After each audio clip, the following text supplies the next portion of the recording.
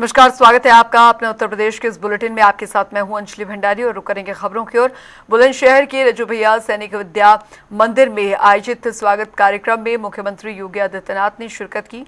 वहीं उन्होंने राष्ट्रीय स्वयंसेवक संघ के पूर्व सरसंघचालक श्रद्धेय रज्जू भैया के राष्ट्र और सनातन मूल्यों के प्रति समर्पित जीवन को नमन भी किया। जिसके बाद मुख्यमंत्री ने कहा कि नई पीढ़ी को दरअसल संस्कारित करने के उद्देश्य से इस विद्यालय की स्थापना की गई है। साथ ही उन्होंने बाबा राजपाल सिंह की ओर से 32 बीघा भूमि दान को राष्ट्र सेवा का प्रेरणादायी उदाहरण बताया।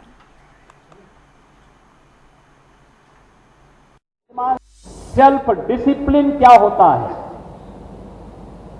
वह देखना हो दुनिया के अंदर तो आप जापान के अंदर जाकर के देखे। और ये सेल्फ डिसिप्लिन ही, ये आत्मानुशासन ही, याद रखना, किसी भी जाति हो, किसी समाज हो, किसी देश हो, उसकी प्रगति का सबसे बड़ा आधार बनता है, सबसे बड़ा आधार बनता है।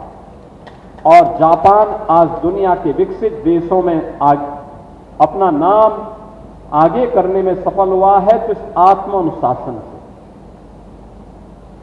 रज्जू भैया सैनिक विद्या मंदिर में जो छात्र यहां अध्ययन कर रहे हैं, उन छात्रों की दृष्टि से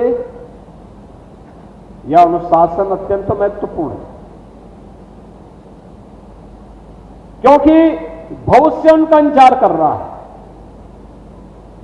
एक ऐसा नाम उनके साथ जुड़ा हुआ है जो अपने आप में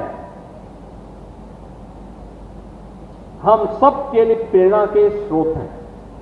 सर्वे रज्जू भैया प्रख्यात वैज्ञानिक, इलाहाबाद विश्वविद्यालय में फिजिक्स के प्रोफेसर, राष्ट्रीय स्वयंसेवक संघ जो दुनिया का सबसे बड़ा सामाजिक संगठन है, इसके चतुर्थ सरसंघ चालक। 1994 से सन 2000 तक सर्वे रज्जू भैया ने राष्ट्रीय स्वयंसेवक संघ के सरसंघ चालक के रूप में, यानी राष्ट्रीय स्वयंसेवक संघ के चीफ के रूप में पूरे देश और दुनिया के लाखों स्वयंसेवकों को नेतृत्व दिया था। अनेक प्रकल्पों पर कार्य प्रारंभ किया, एक नई दिशा दी।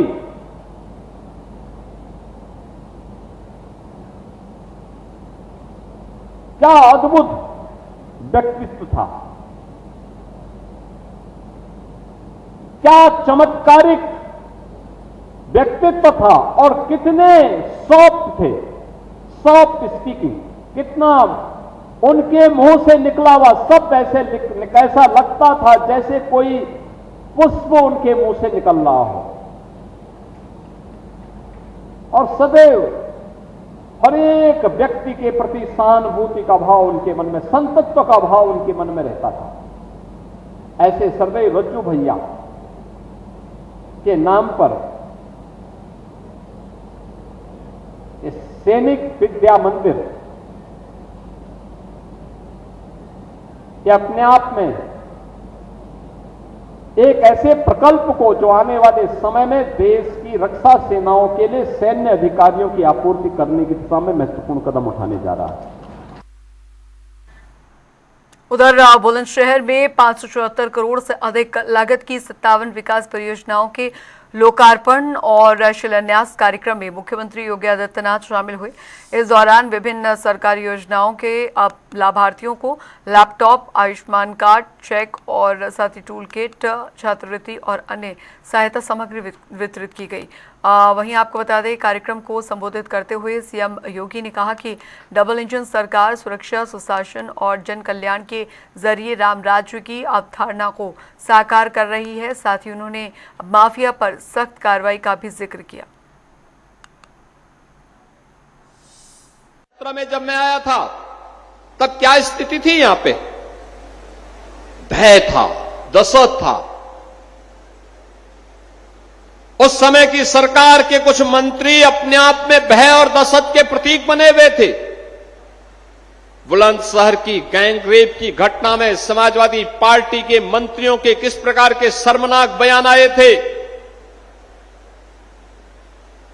और बहनों और भाइयों, आज आप देखते होंगे 2017 के पहले कौन जिला बचा था जहां दंगे न हुए हो, जहां कर्फ्यू न लगा हो।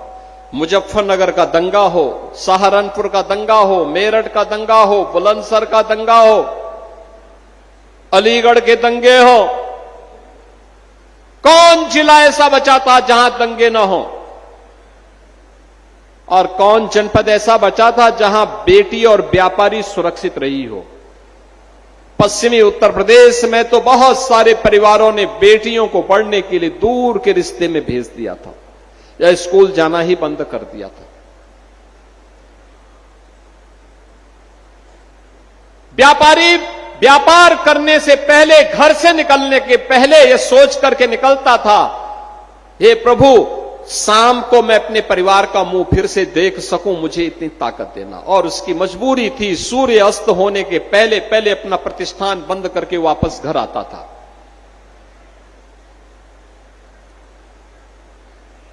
बहनों और भाइयों, यह स्थिति थी यूपी के अंदर। हर जिले में एक माफिया, हर थाने में समाजवादी पार्टी का कोई गुंडा या उसका गुर्गा वसूली करता था। तहसीलें वसूली के अड्डे बने हुए थे।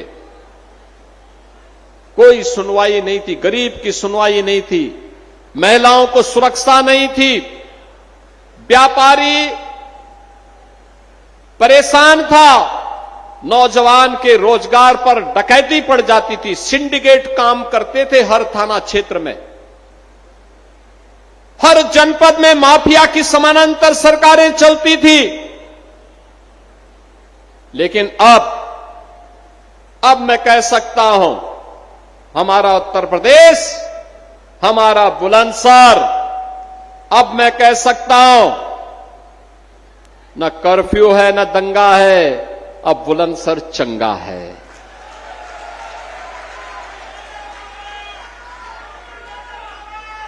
हम लोगों ने कहा था माफिया को मिट्टी में मिलाएंगे और मिला करके दिखा दिया। हम लोगों ने कहा था कि बेटी और व्यापारी की सुरक्षा पर किसी ने सेंध लगाई तो दो ही जगह होंगे, या तो जेल होगी या जहन्नुम होगा, तीसरी जगह नहीं होगी। वहीं आपको बता दें कि अमरोहा में 207 करोड़ से अधिक लागत की विभिन्न विकास परियोजनाओं के लोकार्पण एवं शिलान्यास के लिए कार्यक्रम आयोजित किया गया है, जहां पर मुख्यमंत्री योगी आदित्यनाथ ने शिरकत कर परियोजनाओं का लोकार्पण कर जनपद को विकास की नई सौगात दी। जिसके बाद सीएम योगी ने कार्यक्रम को संबोधित करते हुए कहा कि अमरोहा औद्योगिक विकास के क्षेत्र में तेजी से आगे बढ़ रहा है।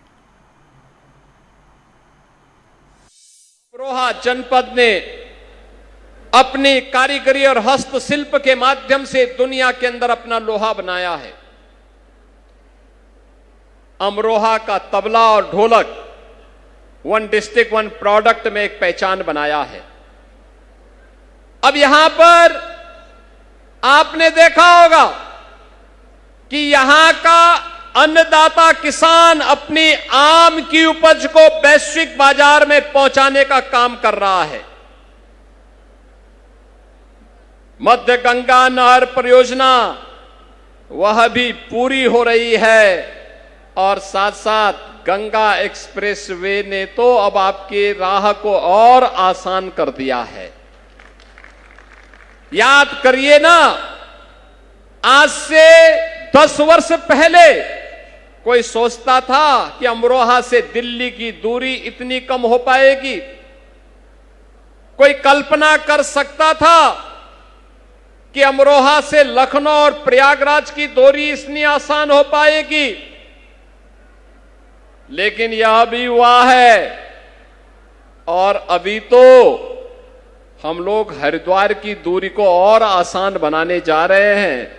हमने प्रशासन को बोल दिया है, किसानों को अच्छा दाम मिलना चाहिए जमीन का।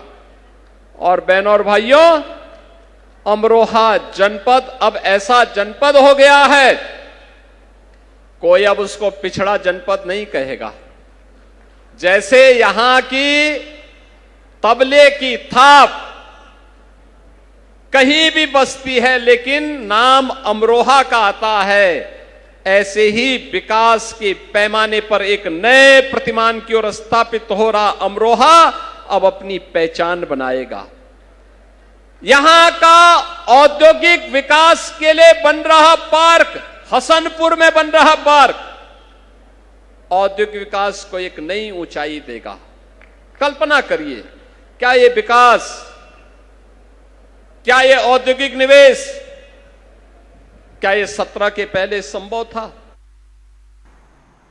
उधर आपको बता दें, गोरखपुर पहुंचे उत्तर प्रदेश के उप मुख्यमंत्री एवं स्वास्थ्य मंत्री बृजेश पाठक ने जिला अस्पताल का निरीक्षण कर इमरजेंसी वार्ड का जायजा लिया।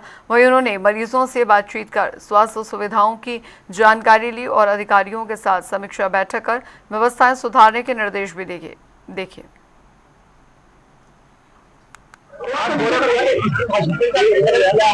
हमारे साथ में हमारे सांसद रविकिशन जी और वरिष्ठ अधिकारी यहाँ पर मरीजों से बात किया, उनके परिजनों से बात किया। लेकिन जो इमरजेंसी वार्ड है उसमें उमस भरा माहौल था।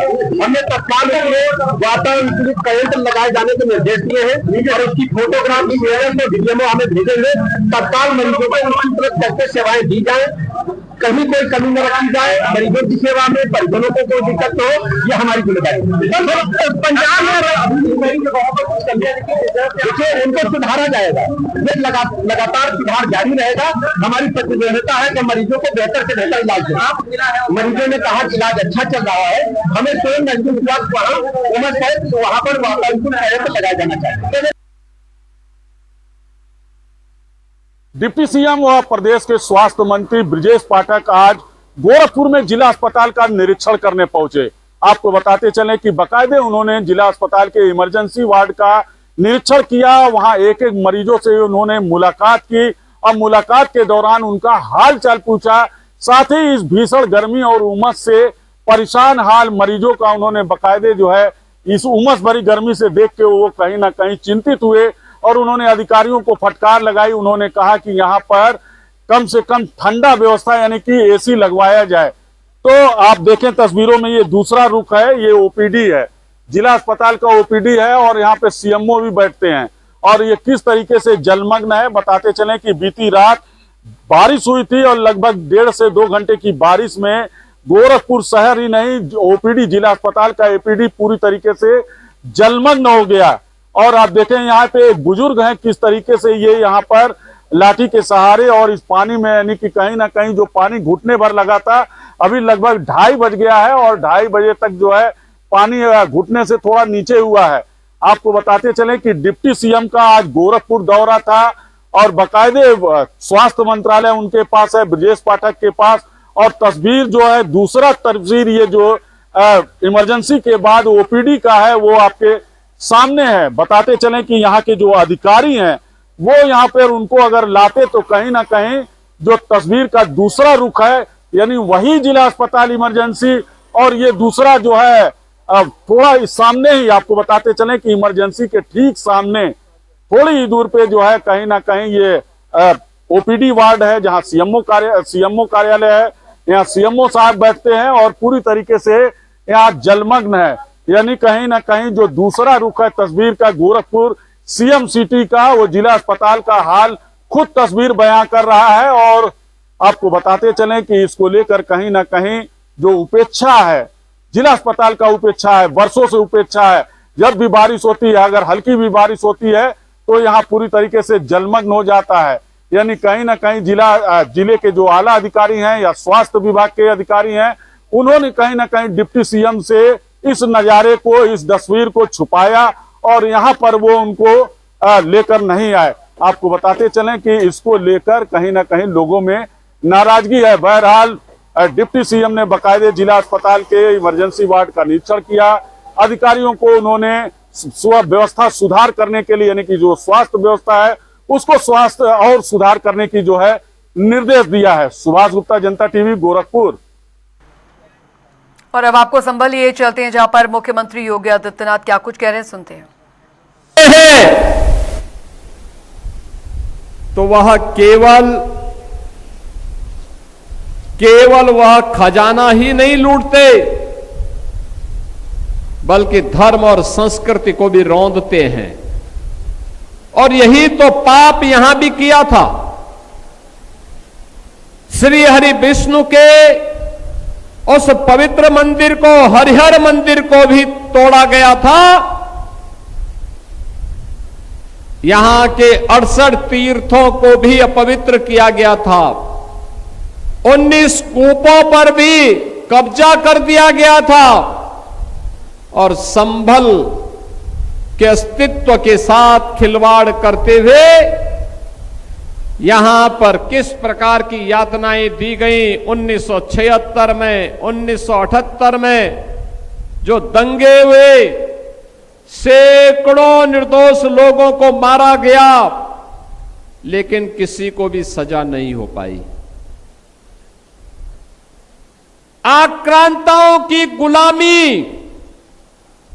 और विभाजन का खामियाजा क्या होता है, ये हमने संभल के अंदर देखा है। लेकिन देर आए दुरुस्त आए। 500 वर्ष पहले जो पाप हुआ था, कुछ को जबरदस्ती धर्मांतरण कर दिया गया, कुछ लोगों को मारा गया, तीर्थों को नष्ट किया गया, पवित्र किया गया। लेकिन अब प्रधानमंत्री मोदी जी के नेतृत्व में डबल इंजन की भारतीय जनता पार्टी की सरकार है। अब तो संभल में 68 तीर्थों के पुनरुद्धार का काम भी शुरू हुआ है। 19 कूपों के पुनर्जीवित करने का काम भी प्रारंभ हुआ है। और 24 कोसी परिक्रमा के कार्य के लिए भी हम लोगों ने धनराशि स्वीकृत करके उसको आगे बढ़ा दिया है, उसको भी आगे बढ़ा दिया है। अब कोई इन 68 तीर्थों पर कब्जा नहीं कर पाएगा। इन कूपों के अस्तित्व के साथ कोई खिलवाड़ नहीं कर पाएगा। अब कोई 84 कोसी परिक्रमा, 24 कोसी परिक्रमा में किसी प्रकार की बाधा नहीं खड़ा कर पाएगा।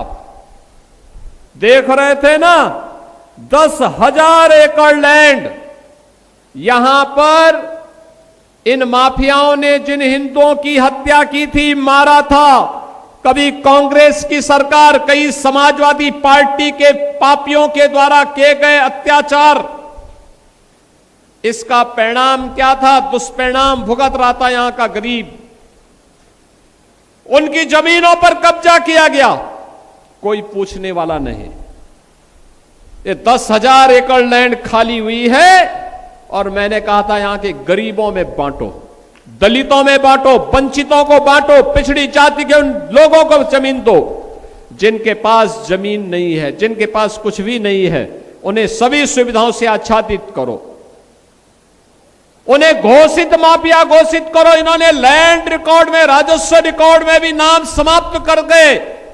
और कहीं कोई साक्ष्य न रहे, इसके लिए इन्होंने, चाहे कांग्रेस की सरकार रही हो, चाहे समाजवादी पार्टी की सरकार रही हो, लैंड रिकॉर्ड को भी इन्होंने नष्ट कर दिया। नष्ट करने का इन्होंने प्रयास किया, लेकिन ये लोग रिकॉर्ड नष्ट कर सकते हैं, सत्य को नष्ट नहीं कर सकते। और सत्य अंततः अपना स्वरूप दिखाता ही है। और स्वरूप उसने दिखाया है वैसे ही जैसे 500 वर्षों के बाद अयोध्या में प्रभु श्री राम का भव्य मंदिर बनकर के खड़ा हो गया है। बहन और भाइयों, इसीलिए हम लोग अब यहां पे जोई में, यहां पर पुलिस लाइन का निर्माण भी कर रहे हैं। संभल के अंदर पीएसी की बटालियन का गठन भी कर रहे हैं।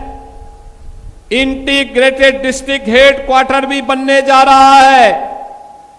और संभल के विकास को ध्यान में रखते हुए जितने मार्ग थे सबको 4 लेन 2 लेन के साथ जोड़ते हुए गंगा एक्सप्रेसवे को मेरठ हरिद्वार से जोड़ते हुए प्रयागराज तक जोड़ा जा रहा है कि जब भगवान कल्कि का अवतार होगा यहां पर, तब देश और दुनिया फिर एक तीर्थ के रूप में हरिहर मंदिर का दर्शन कर पाएगी, भगवान कल्कि महाराज का दर्शन कर पाएगी। बहनों और भाइयों, अपनी विरासत का संरक्षण करना हर नागरिक का दायित्व बनता है, लेकिन जिन लोगों ने इस विरासत को अपमानित किया, जो लोग कावड़ यात्रा को प्रतिबंधित करते थे, जो लोग श्री कृष्ण जन्माष्टमी के शोभा यात्रा उनके आयोजनों को रोकते थे, रामनवमी की शोभा यात्रा को रोकते थे, दुर्गा पूजा में पंडाल नहीं लगने देते थे, इन गुलामों से क्या उम्मीद करते हैं आप? ये गुलामी की मानसिकता में जीने वाले लोग हैं, इनको विरासत से कोई लेना देना नहीं। इनको सत्ता चाहिए, हर कीमत पे सत्ता, देश की कीमत पर सत्ता इनको चाहिए, गरीब की कीमत पर सत्ता चाहिए, एक दलित और वंचित की कीमत पर सत्ता चाहिए। लानत है ऐसे लोगों पर जो गरीबों का अपमान करते हैं, आस्था का अपमान करते हैं, और उसका साक्षात रूप हमने स्वरूप यहां देखा था। लेकिन अब मैं कह सकता हूं, संबल फिर से खड़ा हुआ है, सत्यव्रत के नाम पर फिर से अपने नाम को पुनः उन स्मृतियों के साथ जोड़ते हुए आज वह आगे तन करके खड़ा हुआ है, मजबूती के साथ आगे बढ़ा है। अब संभल रुकने वाला नहीं है, विकास की इस प्रक्रिया का हिस्सा बनने वाला है, और उसी प्रक्रिया के साथ जोड़ने के लिए आज मुझे यहां पे 570 करोड़ रुपए की परियोजनाओं को फिर से सौगात देने के लिए आना पड़ा है। बहनों और भाइयों, यह अनवरत प्रक्रिया है। आज ये डबल इंजन की सरकार है तो हम ये कार्य कर पा रहे हैं। क्या ये काम 17 के पहले संभव था? कोई संबल का नाम लेने की हिम्मत करता था तब तो एक तुर्क आकर के यहां पे अपमानित करता था, और यहां के देसी मुसलमानों को भी अपमानित करता था, अपनी टोपी को अपनी आंख में लगा करके उनको चिढ़ाने का काम करता था, अपने को बाबर का वंशज कह करके लगातार यहां के लोगों को, भारत और भारतीयों को अपमानित करने का काम करता था। लेकिन अब तुर्क की तुर्कई नहीं चलेगी, अब नहीं चल सकती है। अब तो संबल में वही होगा जो हरिहर मंदिर का आदेश होगा। अब कोई गरीब पे अत्याचार नहीं कर सकता है, किसी दलित की संपत्ति पर कब्जा नहीं कर सकता है, किसी वंचित के अधिकारों से वंचित नहीं कर सकता है। और यही तो डबल इंजन सरकार ने किया है। याद करिए डबल इंजन सरकार के कार्य। आप आए होंगे, आप देखो ना कितने भव्य भव्य भवन बन रहे हैं।